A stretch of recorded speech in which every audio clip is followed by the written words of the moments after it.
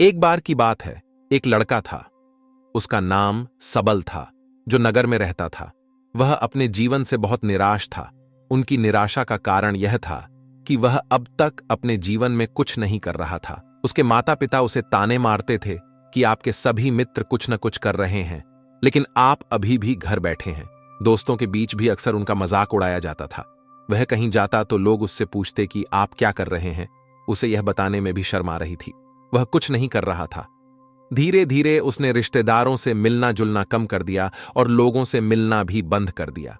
वह ज्यादातर समय घर पर ही रहता है। वह अकेला रोता है और भगवान को कोसता है और अपनी किस्मत को दोष देता है। अब उसे अपना जीवन बोझ लगने लगा था। कभी कभी वह सोचता कि कब वह कुछ करने के योग्य बनेगा, और फिर वह सोचता कि जिंदा रहने से अच्छा मर जाना है। एक दिन वह अपने नगर की एक गली से गुजर रहा था। तभी उसने देखा कि एक उपदेशक दुख और परेशानियों पर उपदेश दे रहा है। वह भी उसी भीड़ में सबसे पीछे बैठ गया और गुरु के प्रवचन सुनने लगा।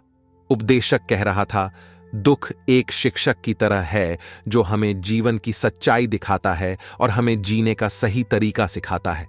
आप चाहें तो जिंदगी जीना भी सीख सकते हैं।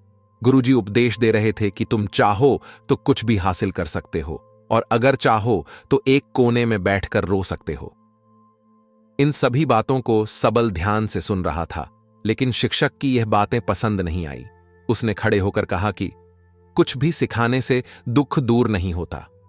इसमें केवल दर्द होता है। दुख की पीड़ा अनंत है। ऐसा लगता है कि इसके बाद कुछ होने वाला नहीं है। इससे कुछ भी फर्क नहीं पड़ता है। इसके सामने तो मौत भी छोटी लगती है। उपदेशक ने कहा, फिर तुम्हारा दुख क्या है? सबल ने उसके सामने अपनी सारी व्यथा सुनाई और पूछा, मेरे दुख का कोई उपाय है तुम्हारे पास? यह सुनकर शिक्षक मुस्कुराए और बोले, तुम उस दिन मेरे पास आओ जब आपके जीवन में वास्तविक दर्द हो। मैं आपकी समस्या का समाधान अवश्य करूंगा। यह कहकर गुरु वहां से चला गया। वह इन तरीकों से ज्यादा पैसा कमा रहा था, पर अब उसके जीवन में पहले जैसा चैन न था। उनके मन की शांति गायब हो गई थी और वह रात को सो नहीं पाता था। वह हंगामे में रहता था। वह सब कुछ पाकर भी उन्हें किसी चीज में सुख नहीं मिल रहा था।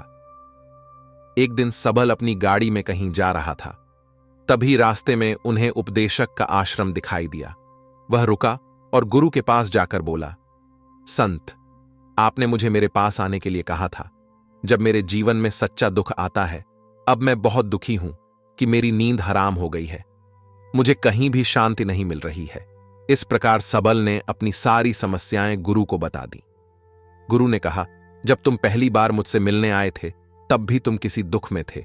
आपने उस दर्द से क्या सीखा? सबल ने कहा कि सिर्फ सोचने और चिंता करने से कुछ नहीं होता। आपकी दृष्टि को सच करने के लिए यह कार्रवाई करता है, और सिर्फ काम करने से कुछ नहीं होता, परिणाम भी मिलना चाहिए।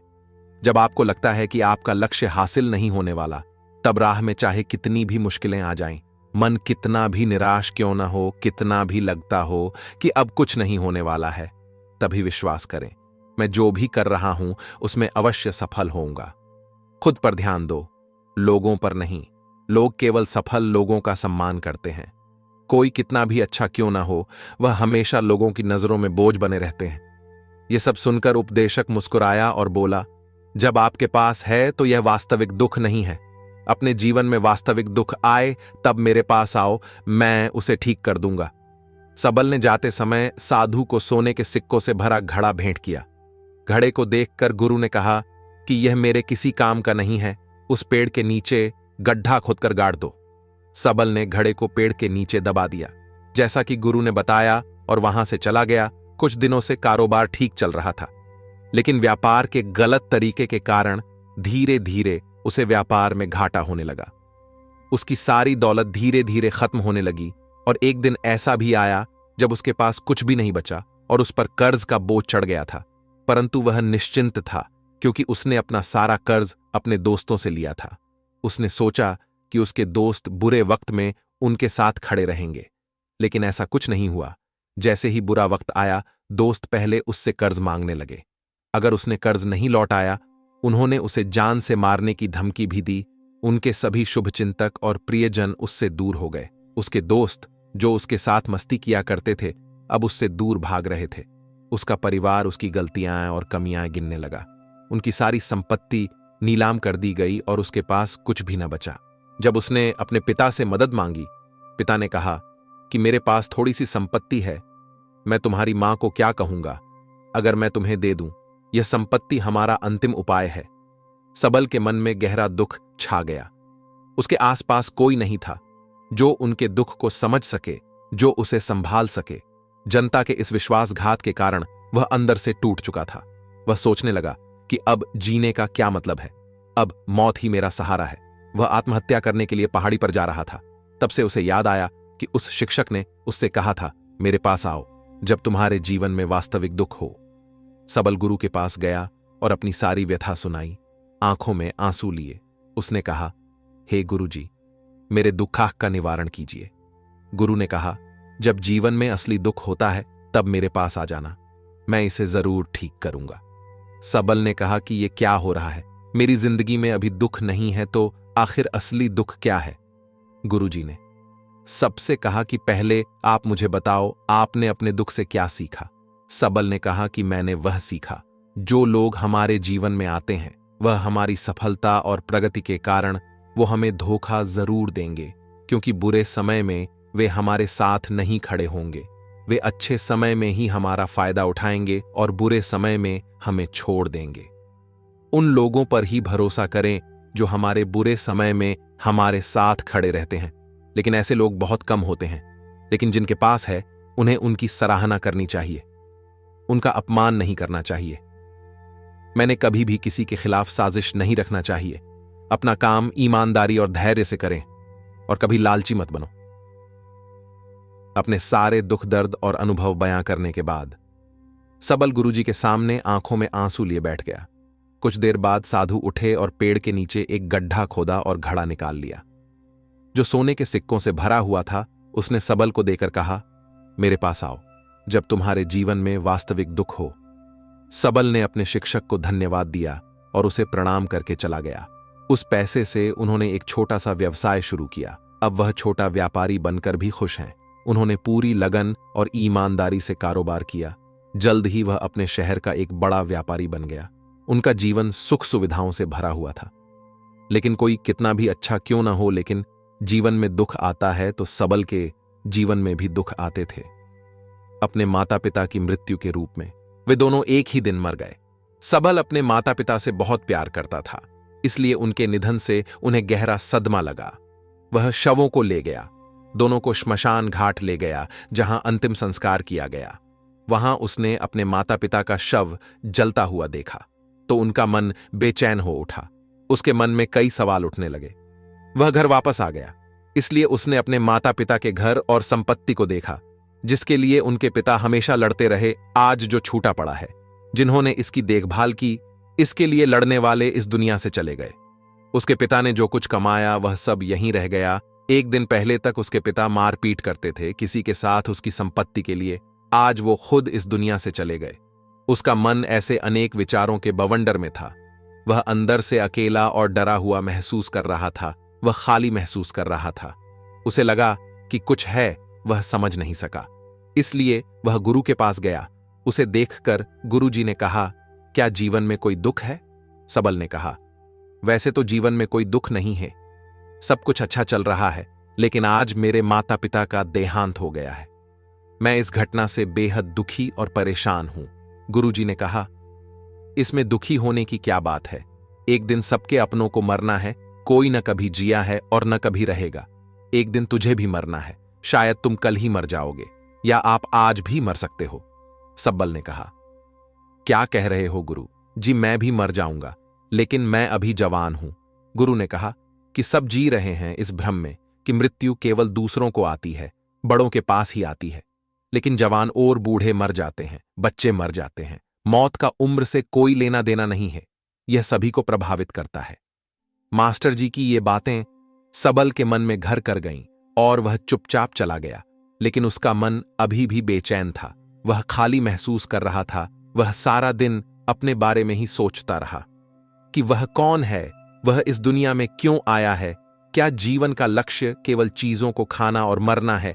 ऐसे कई सवाल उसके दिमाग में लगातार उठ रहे थे, लेकिन उन्हें अपने किसी भी सवाल का जवाब नहीं मिल रहा था और उसका दुख दिन ब दिन बढ़ता ही जा रहा था। इसलिए कुछ दिन बाद वह फिर से गुरुजी के पास पहुंचा और बोला, हे स्वामी, मैं बहुत दुखी हूं, क्योंकि मैं यह नहीं जान पा रहा हूं कि मैं कौन हूं और मैं इस दुनिया में क्यों आया। यह सुनकर गुरुजी मुस्कुराए और बोले, आज आपके जीवन में पहली बार सच्चा दुख उत्पन्न हो गया है। यह वास्तव में दुख कहलाने के लायक है। हम नहीं जानते कि हम कौन हैं, हम क्यों आए हैं, क्या करें, कैसे करना है। सबल ने अपने गुरु से कहा कि उसकी दुर्दशा दूर करो। गुरु ने कहा कि हम सभी इंसान हैं, जीवन भर संग्रह करते रहते हैं। सबल ने कहा कि सभी इंसान जीवन भर धन, सम्मान, परिवार, प्रतिष्ठा, मित्र, शत्रु आदि जमा करता है। गुरु ने पूछा, क्या हम एकत्रित की गई चीजों में से कुछ भी अपने साथ ले जा सकते हैं? सबल ने कहा, कोई भी इंसान अपने साथ कुछ भी नहीं ले जा सकता, वह सिर्फ अकेला ही जाता है। मेरे माता पिता भी अपने साथ कुछ भी नहीं लेकर गए, सब कुछ धन, संपत्ति, वैभव, सब कुछ यहां पर छोड़कर गए। शिक्षक ने कहा, अब मेरी बात ध्यान से सुनो। इस संसार में हमें जो संग्रह करना चाहिए वह हम नहीं करते। चीजें हमारे सामने होती हैं, लेकिन हम उन्हें देखने की कोशिश नहीं करते। हमें इस दुनिया में जो कुछ भी इकट्ठा करना है वह हम खुद हैं। हमें खुद को जुटाना होगा ताकि जब हम मरें तो हम एकजुट हो सकें और खुद को पहचानने में सक्षम होने के लिए हम अंदर बंटे हुए हैं। हम प्यार, नफरत, गुस्सा, ईर्ष्या में बंटे हुए हैं। क्रूरता, धन, स्थिति, प्रतिष्ठा, सम्मान, पहचान, धर्म, जाति, सैकड़ों हजारों ऐसी चीजों और इच्छाओं में हम विभाजित हैं और टुकड़ों में जीवन जी रहे हैं। इस विभाजन के कारण हमारी चेतना कभी एक नहीं हो सकती। हमारी चेतना शक्ति बिखरी हुई है, इसलिए हमारे पास इतना समय नहीं है, इतनी ऊर्जा नहीं कि हम मुड़ सकते हैं और अपने भीतर देख सकते हैं। वास्तव में धन, सम्मान और सुविधाओं का अभाव, लोग इसे दुख समझते हैं और जीवन भर के लिए जो दुख कहकर रोते रहते हैं और समाधान खोजने का प्रयास करते रहते हैं, उन्हें अपना समाधान कभी नहीं मिलेगा, क्योंकि जिसे लोग दुख कहते हैं वह वास्तविक दुख नहीं है। यह सिर्फ एक आदमी की इच्छा है, उसकी इच्छा कभी पूरी नहीं होती, इसीलिए व्यक्ति को कभी उनके प्रश्नों का समाधान नहीं मिलता। इसलिए इन सब से परे यदि आप अपने दुखों का अंतिम समाधान चाहते हैं तो सबसे पहले खुद को समेटो। इस दुनिया से अपनी ऊर्जा वापस ले लो और इकट्ठा करो। अपने आप पर ध्यान केंद्रित करो, स्वयं पर ध्यान दो। अपने मृत्यु से पहले अपने आप को जानने की कोशिश करो, बिखरो मत। सबल ने कहा, तो गुरुजी, क्या हम इस संसार को छोड़ दें? हमारी सभी इच्छाओं को मार देना चाहिए। किसी से प्रेम नहीं करना चाहिए, धन संग्रह नहीं करना चाहिए, सम्मान की आशा छोड़ देनी चाहिए। शिक्षक ने कहा कि भावनाओं और इच्छाओं ऐसे बिखरे हुए मनुष्य में से निकल आओ, जैसे कोई पत्थर पहाड़ से गिरे जिस पर पर्वत का कोई वश नहीं है सिवाय देखने के, परेशान होना और कुछ खोना। वैसे ही बिखरे हुए मनुष्य की इच्छाएं बेकाबू और दर्दनाक हैं। उसका अनियंत्रित मन इच्छा करता रहता है और कल्पना करता रहता है और यह दुख देता है। लेकिन जब एक व्यक्ति अपने मन को एकत्र करता है तो वह जो कुछ भी करता है वह उसके नियंत्रण में होता है। फिर उसकी इच्छा से इच्छाएं भी उत्पन्न होती हैं। सबल ने कहा कि आपने मेरे असली दुख का समाधान कर दिया। आपका बहुत बहुत धन्यवाद। अब से मैं खुद को समेटने, खुद को तराश की कोशिश करूंगा। गुरुजी ने कहा कि मानव शरीर में बहुत ऊर्जा और शक्ति है, लेकिन यह फालतू के कामों में बंटा हुआ है, बेकार की बातों में लगा हुआ है। यह एक बहुत ही शक्तिशाली मशीन की तरह है। एक बच्चे के हाथ में रखा जा रहा है और वह बिना सोचे समझे अपनी शक्ति बर्बाद कर रहा है और बिना किसी नियंत्रण के। इसीलिए इस शक्ति पर ध्यान दें, अपनी चेतना, और इसे इकट्ठा करें। सबल को अपने प्रश्नों का उत्तर मिल गया। उसने अपने गुरु का शुक्रिया अदा किया और चुपचाप चला गया।